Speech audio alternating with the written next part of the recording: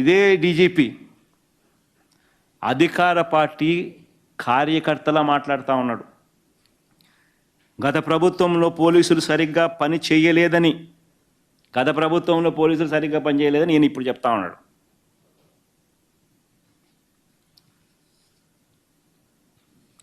మరి ప్రభుత్వంలో ఆయన కూడా అప్పుడు ఆయన కూడా ప్రభుత్వంలో ఆయన కూడా పనిచేశాడు కదా.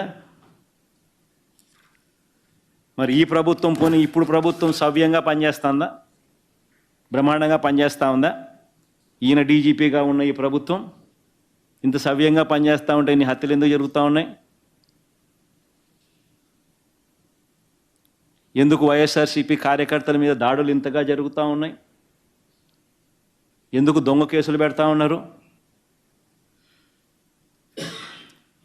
ఎన్ని 5 నెలలు తిరక్క మునిపే దాదాపుగా 91 మంది అక్క చెల్లెమ్మల మీద ఎందుకు అత్యాచారాలు జరిగాయి? చిన్నపిల్లల మీద, అక్క చెల్లెమ్మల మీద ఎందుకు 7 మంది చనిపోయారు ఆడవాళ్ళు? నేను ఒకటి చెప్తా ఉన్నా, మీ ఇష్టానుసారంగా మీ ఇష్టం వచ్చినట్టుగా ఇదే మాదిరిగా మీ వ్యవహార శైలి ఉంటే ఎల్లకాలం ఇదే ప్రభుత్వం ఉండదు. నేను మళ్ళీ చెప్తా ఉన్నాను, ప్రతి పోలీస్ ఆఫీసర్కి కూడా చెప్తా ఉన్నా, న్యాయాన్ని గౌరవించండి, ధర్మాన్ని కాపాడండి. అంతేగాని ఈ మాదిరిగా వన్ సైడెడ్గా ఇల్లీగల్గా తప్పు చేస్తున్నారని తెలిసి కూడా తప్పు చేసే కార్యక్రమం మీరు చేస్తే మాత్రం మేము చూస్తూ ఊరుకోము అని మాత్రం ఖచ్చితంగా చెప్తా ఉన్నాం. ప్రతి పోలీస్ ఆఫీసర్ మీద కూడా ప్రైవేట్ కంప్లైంట్స్ ఫైల్ చేస్తాం. ప్రతి పోలీస్ ఆఫీసర్ మీద ఎవరైతే తప్పులు చేస్తూ ఉన్నారో private complaints will be launched. ప్రతి బాధితుడు ప్రైవేట్ కంప్లైంట్ ఫైల్ చేస్తారు. వాళ్ళ తరపున అవసరమైతే లీగల్ ఎయిడ్ అఫీషియల్గా వైఎస్ఆర్సీపీ దగ్గరుండి ఇచ్చి కూడా సపోర్ట్ చేస్తుంది. అదొకటే కాదు, ఎల్లకాలం వీళ్ళ ప్రభుత్వం ఉండదు. గిమిలి అని అంటున్నారు, అధికారం కూడా తొందరగా కూడా పోవచ్చు, లేకపోయినా ఉండేది ఇక 4 ఏళ్ళే. దాని తర్వాత మళ్ళీ మా ప్రభుత్వం వస్తుంది. మీరు చేసిన ఇల్లీగల్ యాక్టివిటీస్ని దగ్గరుండి బయటకు తీస్తాం. ఏదో రిటైర్డ్ అయిపోయి వెళ్ళిపోతారు అనుకుంటున్నారేమో, రిటైర్డ్ అయిపోయినా పిలిపిస్తాం. లేకపోతే తిరుపతిలో ఆయన సుబ్బరాయుడు ఉన్నాడు, చంద్రబాబు నాయుడు తెలంగాణ నుంచి తెచ్చుకున్నాడు డెప్యుటేషన్ మీద. ఆయన ఏదో డెప్యుటేషన్కి మళ్ళీ తెలంగాణ వెళ్ళిపోతాను అనుకుంటున్నాడేమో, తెలంగాణ నుంచి మళ్ళీ పిలిపిస్తాం. 7 సముద్రాల అవతలున్నా కూడా పిలిపిస్తాం. ప్రతి పోలీస్ ఆఫీసర్కు చెప్తా ఉన్నాం, చూస్తూ ఊరుకోం.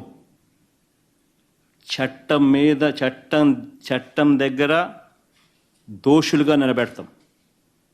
చేసినటివన్నీ బయటకు తీస్తాం.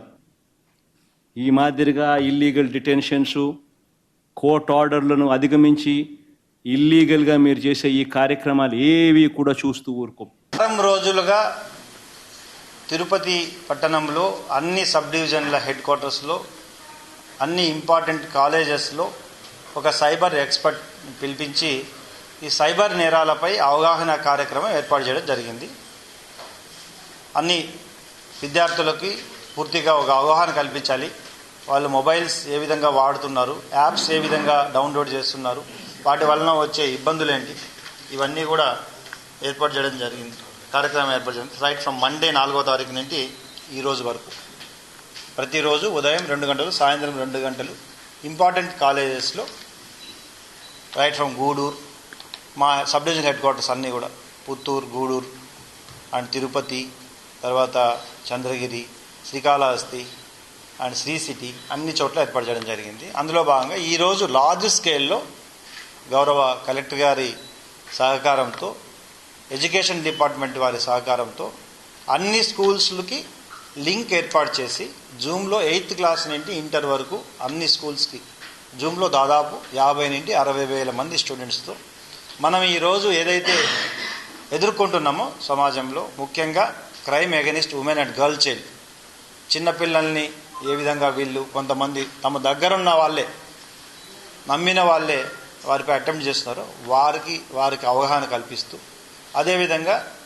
గాంజా మరియు డ్రగ్స్కి వ్యతిరేకంగా ఎటువంటి చట్టాలు ఉన్నాయి, ఏ విధంగా మీరు సమాజానికి తెలియజేయాలి, మీ తల్లిదండ్రులకు తెలియజేయాలి, సైబర్ క్రైమ్స్కి మనం లోన్ అవ్వకుండా ఏ విధంగా చర్యలు తీసుకోవాలి, ఇవన్నీ కూడా రైట్ ఫ్రమ్ స్టూడెంట్స్ నుండి అందరికీ తెలియజేయడం జరిగింది.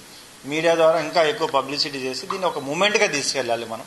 తద్వారా మనం ఈ 3 ఏవైతే మనం ఎదుర్కొంటున్నామో ఈ సమస్యల మూడింటిని మనం ఏదైనా మనం అనుకుంటే సాధించింది ఏముండదు. కాబట్టి సమాజం నుండే మార్పు రావాలి. గర్ల్ చైల్డ్ విషయంలో అయితేనేమి, డ్రగ్స్ అయితేనేమి, సైబర్ అయితేనేమి. ఒక ఉద్యోగం ఊరికే ఏది రాదు. నీకు ఉద్యోగం ఇస్తామంటే పక్కన అడగాలి, ఇది ఉద్యోగం వస్తుందా లేదా అని. లింక్ క్లిక్ చేయడం కాదు.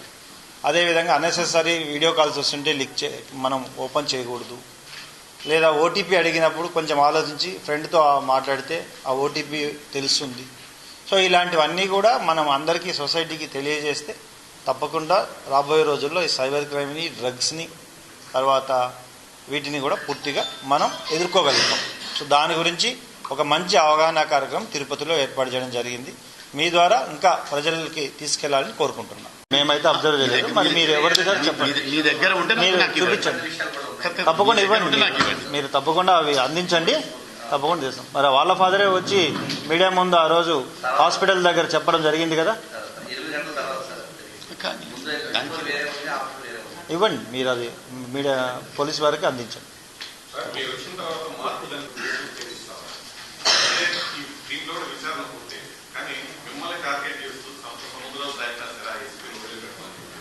నేను ఇందాకనే మిమ్మల్ని అడిగాను, నేను రాజకీయాలు మాట్లాడదలుచుకోలేదు.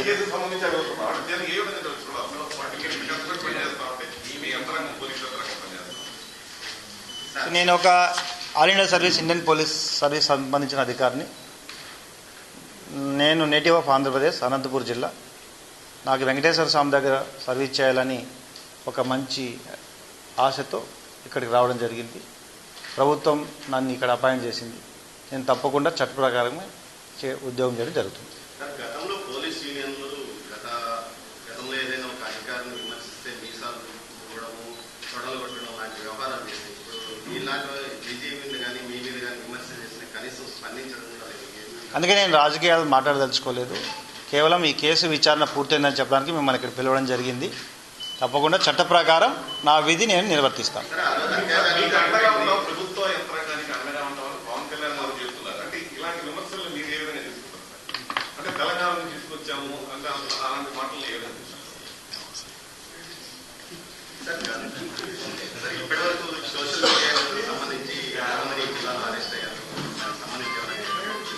అన్నీ కూడా చట్ట ప్రకారమే మేము విధులు నిర్వహించడం జరుగుతుంది. Thank you.